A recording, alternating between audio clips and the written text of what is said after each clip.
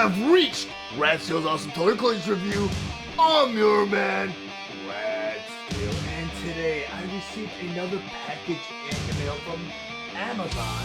So I'm going to bust this bad boy open and reveal what today's review is going to be. I'm going to be very careful opening this up because I know how thin these packages are. Sometimes I don't want to damage the inner contents of the package. Actually, you know what? It's kind of giving me a hard time.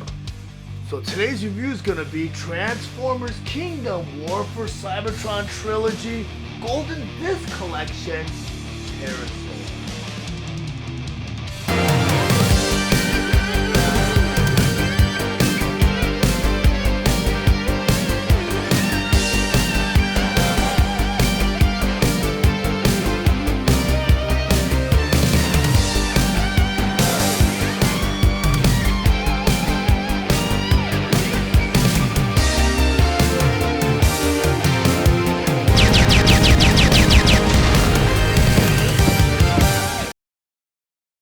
Transformers Kingdom War for Cybertron Trilogy Golden Disc Collection Terrorsaur. But before I get to the actual review, I just want to go over some of the stunning details on the packaging.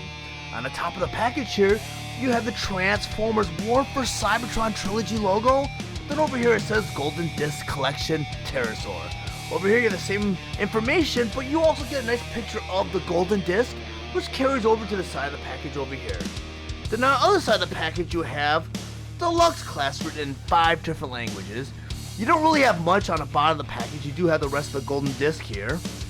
Then on the back of the package here, you have all of the figures features such as Terrorsaur in his robot mode and Terrorsaur in his pterodactyl mode. Now I want to go ahead and unbox Terrorsaur. So first, I want to go ahead and grab my scissors again. I'm going to cut the tape right here. Open the flap. And there's some details I read online about Terrorsaur you have to look out for. Got his instructions right here. He's held on by a couple of tie wraps. And this is what I was warned online. That a lot of people were throwing away the Terrorsaur box before they're checking the back of the box. There's a little accessory right here that I'm not gonna necessarily, I guess I gotta cut it out. I think they're like wing bombs or something is what I read, so I was warned to be very careful about making sure I remove these before throwing away the package, which I keep my packaging anyways because I'm a collector, but they say there's something in these, so be very cautious when it comes to unpacking Terrorsaur because you don't want to throw these away. These pieces right here, I think they're wing bombs or something. And next I'm going to go ahead and just cut all the tie wraps. Let me show you what he looks like in package first. You have this golden disc right here. You have his blaster right here, and of course you have Terrorsaur. And I'm going to go ahead and slip Terrorsaur out without damaging him or scratching him up. And they're the paper tie wraps. I'm going to actually go from the other side because I don't want to risk, and I just dropped one of those bombs. They're very small, so they're very easy to lose. So I'm going to probably not unattach mine. Once I put it on Terrorsaur, it's probably never coming off. I don't really play with my figures. I do just to put them on display so that I don't lose any of the accessories. I'm gonna go ahead and cut his wings free here. And I think I have all the tie wraps cut. Yeah. Go ahead and remove Terrorsaur. The one thing I noticed they did in Kingdom that was different from Siege and from Earthrise is they're not packaging their toys in bubbles anymore. I kind of like that. I understand that they're trying to save on plastic, trying to be more eco-friendly, but as a collector, I did enjoy being able to put my my figures back in the blister tray and back in the package. But I think that's the direction Hasbro's going, and I know Mattel and other toy companies are still using the blister trays. But here you go. I got Terrorsaur unboxed, and he's very similar to Airazor from what it looks like. From what I read, he is a retool of Airazor. Transformers Generations War for Cybertron Golden Disc Collection Chapter 4 Terrorsaur. Terrorsaur's pre-orders went up on September 30th, 2021. He finally shipped on February 23rd, 2022. I received mine on February 27th, 2022. He is sold at a suggested retail price of $22.99, and he is available exclusively at Hasbro Pulse or Amazon. Terrorsaur is a Beast Wars inspired figure that converts into his pterodactyl mode in 22 steps. His accessories include his blaster, arm blades, golden disc, and instruction.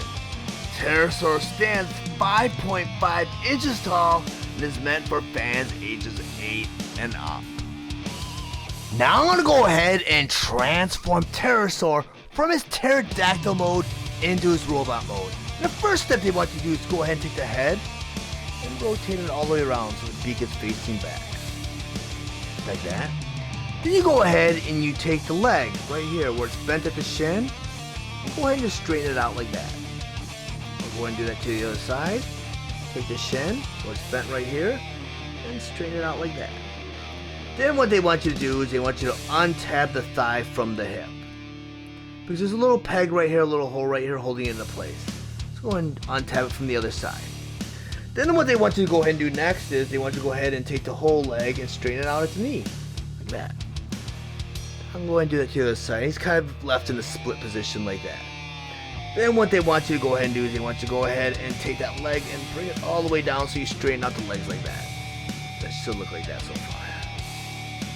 Go ahead and do that to the other side.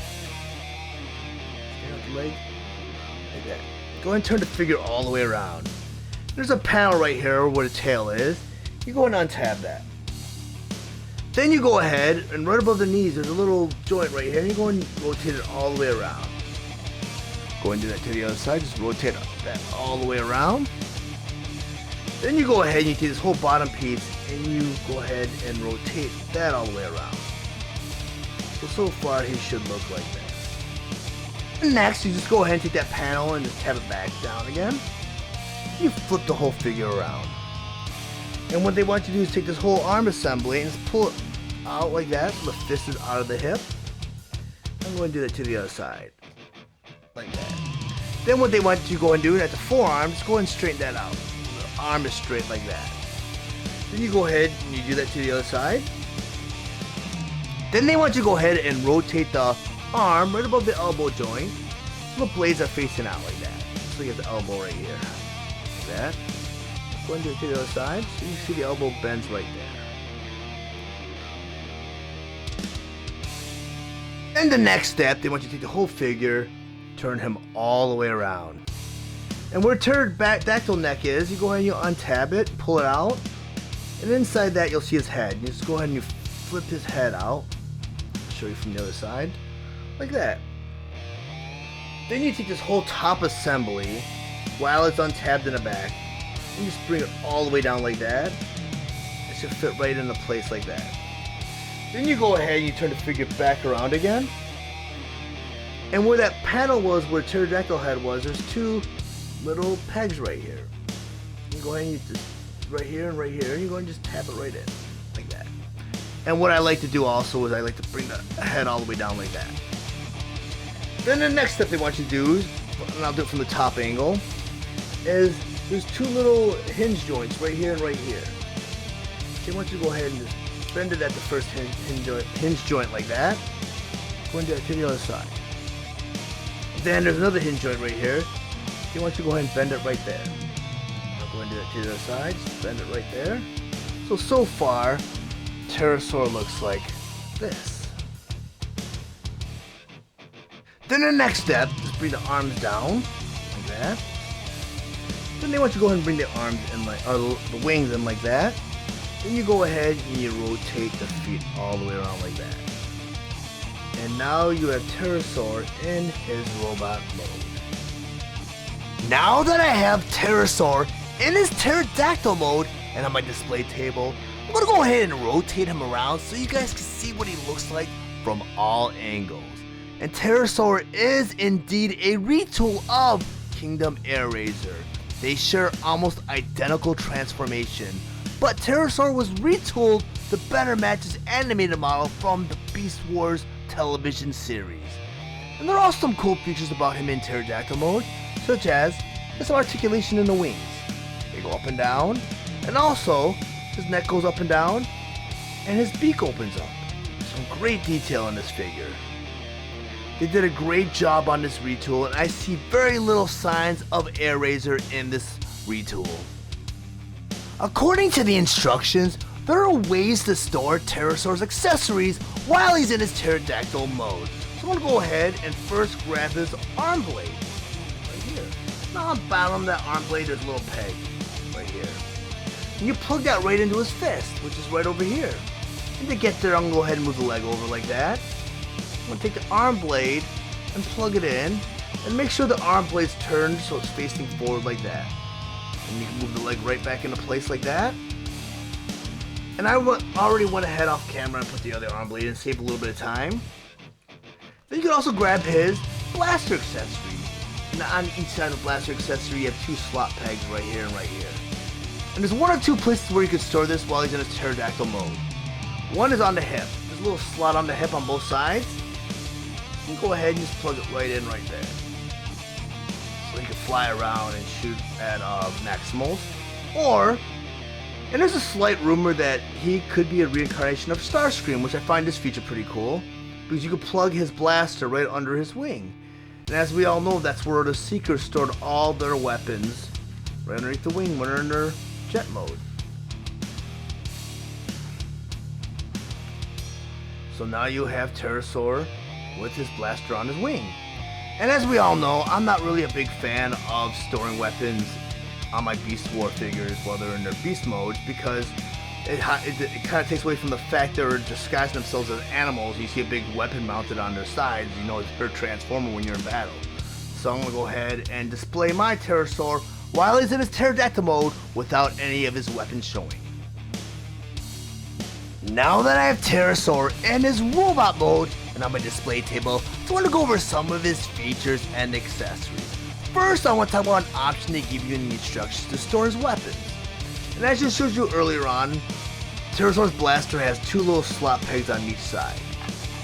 And on Terrorsaur's hip, or on his thigh, a little hole right here. And you go ahead and take his blaster, and you can peg that in right into that little hole right there. And this is the first option they give you to store his weapon. Another option is on his wing right here, or where his wing meets the body, another hole. You can take his blaster and also plug that in right there. Which I could do it on camera, because it's kind of hard for you to see.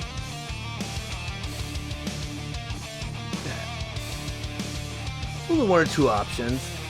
I'm not big on storing weapons on the figure, so I'd rather just keep it in his hand. So when I display my Terrorsaur, he's going to be standing on the shelf with his blaster in hand like that. But I'm going to go ahead and rotate Terrorsaur so you guys see what it looks like from all angles, and he's a really well done figure.